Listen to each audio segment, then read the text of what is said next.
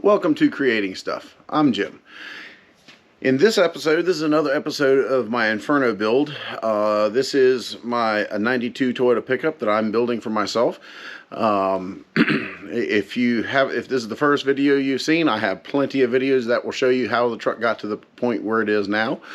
But anyways, when you get caught up is basically the last episode, which I'll put a link on the screen if you like to see it, is I finished up the rear suspension. I finished up the front suspension a while ago, and now I need to finish getting Inferno sitting on his own legs. And basically, I'm planning on using coilover shocks for the spring and shock combination for this truck, and that's the next step. I need to do the shock mounts. So tell you what, let's get into it, and I'm going to show you what I have and what I'm going to work with. Alright, this is the style of shock that I'm going to be using on Inferno. I got a pair of 4 of these. I bought them used for a pretty good price, so that's why I'm going with these. I had some other thoughts. I'd like to think King shocks would be kind of like a high-end. I know they do a lot of custom stuff for people who really throw money at them. That's the farthest thing from me. But I really wasn't planning on running Kings, but I got a really good deal on them. So I got a set of 4. They are 12 inches, which when I say 12 inch, they're 12 inch travel. Is basically if I have my ride height right at the middle of the 12 inch of travel, it'll extend 6 inches and then it will compress 6 inches, total of 12 inches of travel. So that's what I have to work with. And when I set the front suspension up, this is the size of shock I set it up for, because the reality of it is, due to the steering, the factory steering, not factory steering, but since I'm using a mechanical steering box and linkage, that's the limiting factor for the suspension travel on the front. So that is set up, designed around a 12 inch travel shock.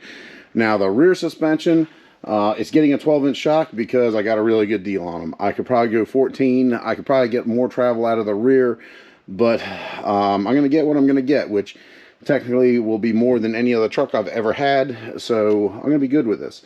So, but this is just a King. Like I said, it's a 12 inch travel shock. It's a 2 inch diameter with a remote reservoir.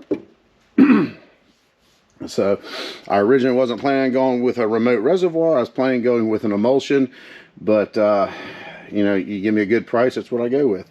And the benefit of running the remote reservoir, or this particular one, is basically it allows you to have more fluid in the shock than if you're running emulsion. Because if you run an emulsion shock, the oil and the nitrogen are all mixed together in an emulsion. I mean, there's a $12 word for you. Where on this shock, there's nothing but oil all the way up in here, and then you have a piston inside this reservoir that separates the oil from the nitrogen. So they don't run in an emulsion. So when you have your valving set up inside, I would imagine you have much more consistent, plus you have more oil. So if the shock works a lot, this will dissipate a lot of the heat. So this is not an adjustable. This is not a dial adjustable shock. I didn't get that good of a deal, but it's going to work nonetheless. I wasn't planning on having a remote reservoir, but that's a plus. So that's something I'm going to have to work into it. So this is what I got to work with. They come with springs. I have no idea if these springs are going to work for the weight of my truck, but I will figure that out. Because actually the springs are going to be a subject of a video all in itself. But this video, all I'm going to do is mount the 2 front shocks for the front axle, the 2 rear shocks for the rear axle, and then I'm going to set the springs and spring rate. That's going to be a video all in itself. So this video, all I'm going to be doing is mounting the front and rear shocks, and some little tools that I made. see back here is I cut these out on the plasma table. Basically, these are just some prop rods, which I made 4. This is the shock length at ride height. So this is fully extended. So this is 6 inches shorter than this. This is a fully compressed one. This is if the shock was fully compressed and bottomed out. And then I got a nice long one, as you can tell. This one here is the length fully extended. These are going to be tools to help me get the shock towers in the right spot. So, and then, excuse me. And then the 4 of these that I have made, once again, if I have to have the shocks out for whatever reason, if I have to revalve them, or, I mean, this is a long-term project, I can take the shocks out, and I should be able to bolt these in place, and it should hold the truck up. And if these bend, I'll put a gusset on them. It's what it is. So, but I went ahead and I just was proactive. I went ahead and cut these out, and also this one it will help me get the shock tower positioned. So, because unfortunately to get these shocks set up, I'm going to have to bleed the nitrogen off. I'm going to have to recharge them, take these apart, and pull the springs completely out. So, but that's going to come up. But tell you what, let me go ahead and get Inferno off the ground, up in the air, and let's start. And there's nothing to it but to start doing it.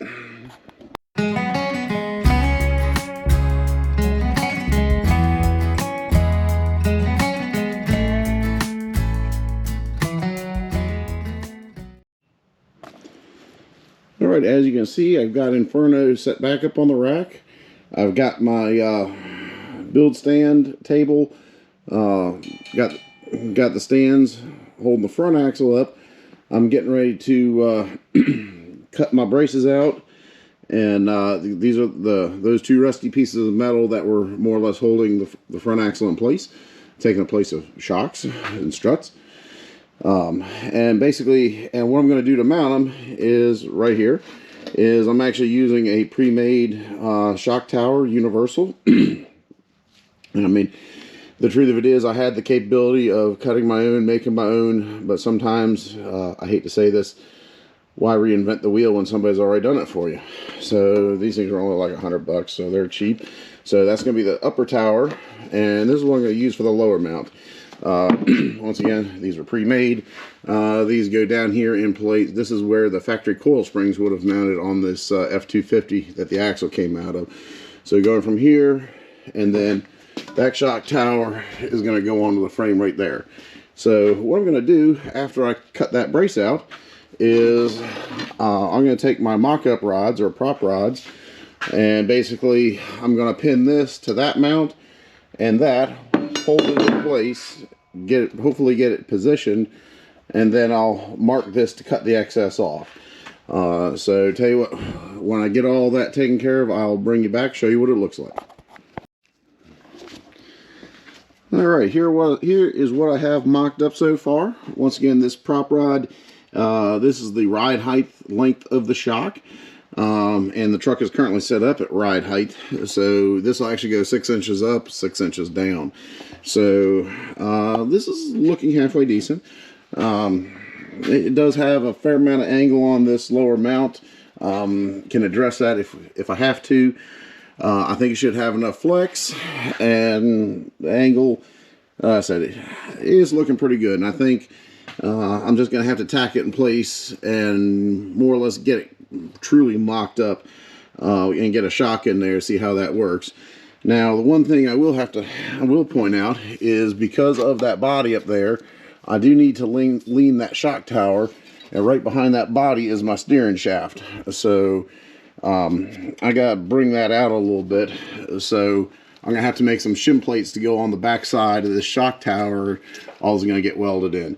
I've already got some marks, so I can plasma cut this off, and I should just be able to do a mirror image and match for the shock tower on the other side. So tell you what, let me get all that taken off. Let me plasma cut the bottom of that shock tower off, make some shim plates, and let's rock and roll. Let's get to work. All right, I got the shock tower tacked in place. So tell you what, now I'm going to take this out. I'm going to do a test fit on the shock and see how it works.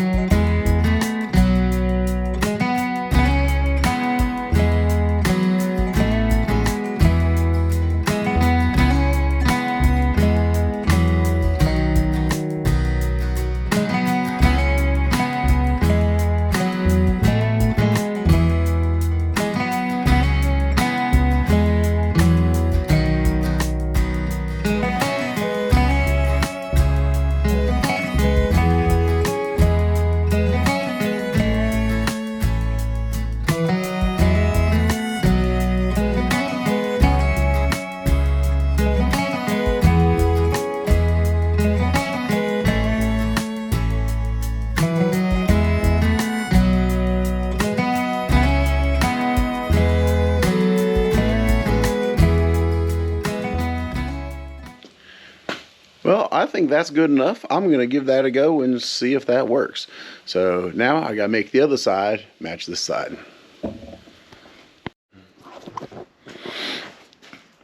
All right, I did a little bit of work to the suspension off camera. I'll show you this real quick. Because the biggest thing I did was on the front shock towers, I actually made these brackets to hold the external shock reservoir. That looks like that's going to work really well. Those tabs so a hose clamp can go around, hold it in place. So well, now let me get these shocks off the front, lock the front suspension out, and I'm going to move all this setup to the rear, and I'm going to start working on the rear suspension. Let's get to it.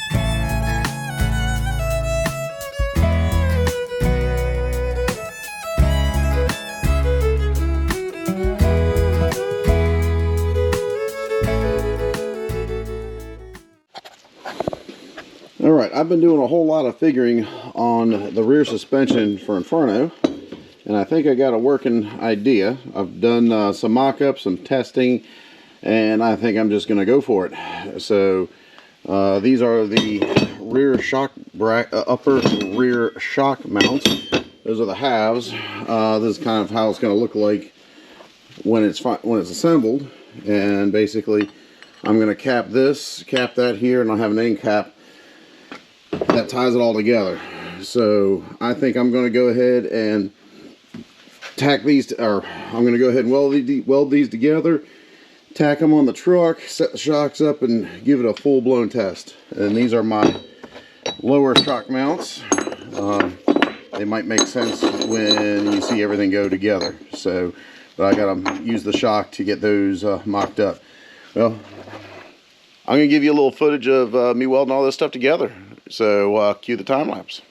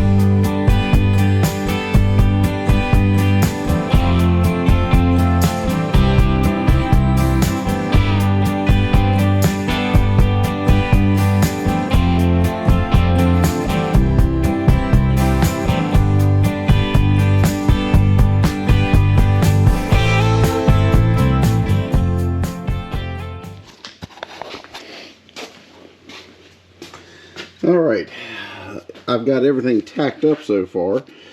Here's my lower mount. The shock is actually on the front half of the axle, so that's why one bracket was longer than the other. And I didn't take into account that I was going on top of that, right next to that control arm bracket. And I have, and then these brackets are good. I forgot to put a little notch in there. I didn't realize the shock was going to travel that far inward. And same on the other side. So these springs are not holding any load, but these are just to make sure I have all the right clearances. So now it's time to work the suspension, to run it all the way up, down, cross it up, see how it does. Let's get with it.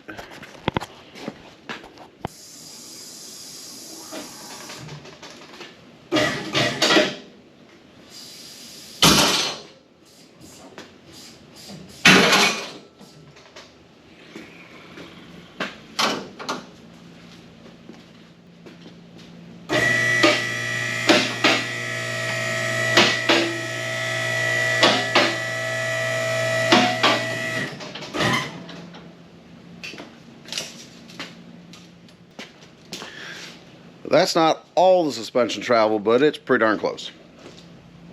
It's run about an inch shy. That's 11 inches instead of 12.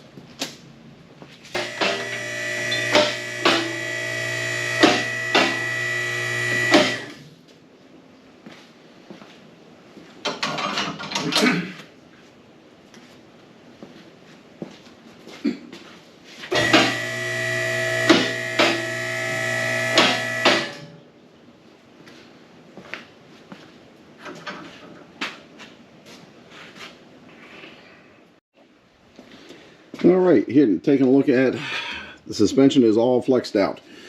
This is the reason why I put the springs in, is because I wanted to see how much, because this axle in this position right here is the closest this spring will be to this control arm tower, which, hindsight, if I would have moved this over a little bit, would have helped me a great deal.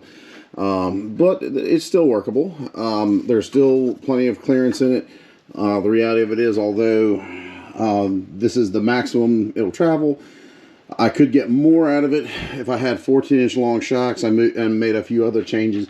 I could get more suspension travel out of this, but this is more than I've ever had, as I've only been running leaf springs until now. So I think this should work pretty well. But yep, I've got, oh, there's a problem. Big problem.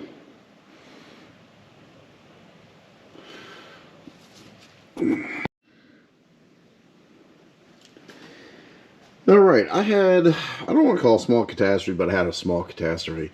I thought I had those brackets figured out, but they weren't. So I had to drop back and punt and do them again. I had issues with the spring clearing this section of the bracket right here. I had to open that up, and then to help the clearance over here, I actually had to move the mount over. Luckily, everything still clears here. It saves me from having to move this link tower over, which was an option, and still is an option if I do any kind of real bar changes on this truck in the future. If I change the rear suspension at all, this tower will probably get cut off and moved over. But that's not a big deal. So those moved out. So I got these to fit. So that goes to show you got to test it before you sign off and say it's good. Because it may look good on paper or a computer screen, but it does not work in reality. And it's not, the problem's not with your computer, it's with your perception of reality. So reality doesn't change. Anyways, this is looking good. So now I think I just got to take these shocks out. I got to weld everything in solid, throw some paint on it, and then I got to make some shock reservoir brackets that basically is going to connect these to this cross member right here. I'm going to do very similar to the ones I did on the front. It's going to be a tab, a welded bracket with a tab that goes around. So tell you what, I'm not getting anything done sitting here talking to you, so let me get some welding. I'll bring you back when there's something to see.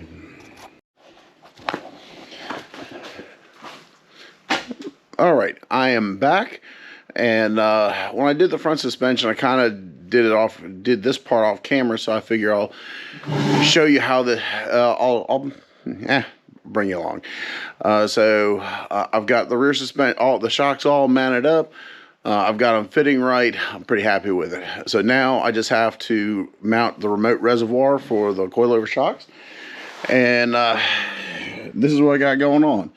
I need 4 brackets. That little tab, I'll bend that over so a hose clamp will go around the reservoir, and that section will go onto a round tube, and that'll get welded. So tell you what, fire the air compressor up. Let's cut these out. Let's get to work.